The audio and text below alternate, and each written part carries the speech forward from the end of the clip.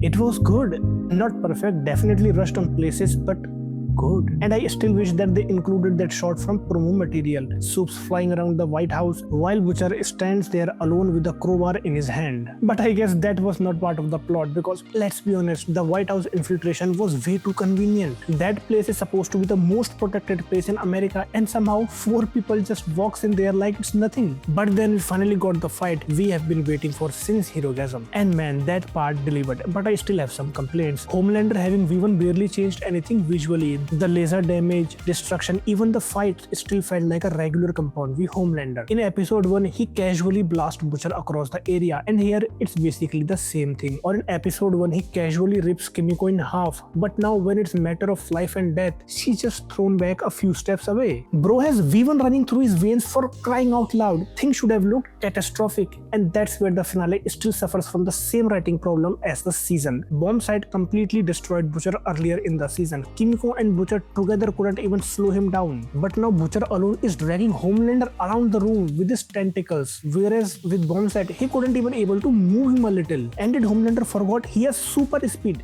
That's the frustrating part. Not because this is the story they need to tell, but because the details stop making sense. And this is the same guy who flew to space and came back in seconds, chased Adrian, the world's fastest man, but now he struggles to leave a room? Where are all the guards of the White House? Where is his soup army? Still, once Homelander starts begging for his life and Butcher finally snaps, that was incredible. The punches, the rage, Butcher finally unloading years of hatred onto a man who genuinely thought he was untouchable. That worked so well, but the best part of the finale wasn't the action, it was Butcher ending up completely alone.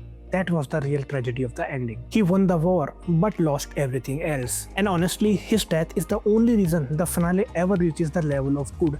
Not because I wanted to watch Butcher die, I cried when he died, but because of how he died. Throughout the entire show, Huey was the only person who truly believed that there was still some humanity left inside Butcher. And in the end, he's also the one who finally puts him to rest, giving peace to a man who never knew how to live without war. And honestly, not giving Butcher a happy ending was probably the only true ending the boys could ever have.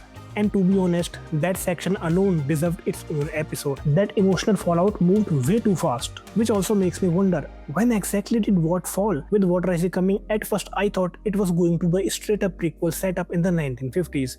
But now the rumor says it will jump between the past and the present with Soldier Boy as the lead. And if that's not the point, why save him? Why spare so many soups? It honestly feels like the studio want to keep the universe going more than actually giving us a true end to the story. And maybe that's the biggest difference between the finale we wanted and the finale we got. And if that's the real case, we feel for you, Kripke. The boys always promised a world heading towards a complete destruction, a world that ended up with no soups at all. But in the end, it pulled back just enough to keep the franchise alive. So yeah, it's a weak final season, but a good finale. Let me know your thoughts in the comments. I'll see you in the next one.